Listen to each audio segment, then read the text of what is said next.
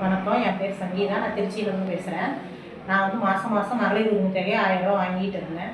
இப்போ CM sir அவர்கள் வந்து இப்போ 5000 நமக்கு கொடுத்துருக்காங்க. மாதம் மாதம் 1000 ரூபா கொடுக்குறத எக்ஸ்ட்ரா இப்போ 3 மாதம் போனஸாகவும் நமக்கு 3000 ரூபாவும், அதுவும் இல்லாமல் கோடைக்கால சலுகை தொகையாக நமக்கு 2000 எக்ஸ்ட்ரா நமக்கு 2000 மொத்தம் 5000 ரூபா கொடுத்துருக்காங்க. இந்த மாதம் மாதம் வாங்கினா 1000 ரூபா அமௌண்ட்டே எனக்கு வந்து எங்கள் வீட்டுக்கு எனக்கு டேப்லெட் வாங்குறதுக்கு, நான் என்னோடய வண்டி ஏதாவது ஒரு யூஸ்க்கு பெட்ரோல் போடுறதுக்கு, அது மாதிரி யூஸ்க்காக நான் ரொம்ப எனக்கு அந்த 1000 ரூபா ஹெல்ப்பாக இருந்துச்சு. இப்போ இந்த 3000 போட்டது ப்ளஸ் நமக்கு ஊக்கத்தொகை இந்த கோடைக்கால சலுகையாக நமக்கு கொடுத்துருக்குற 2000 இது 3 சேர்த்து நமக்கு இப்போ 5000 நமக்கு வந்திருக்கிறது ரொம்ப சந்தோஷமாக இருக்குது.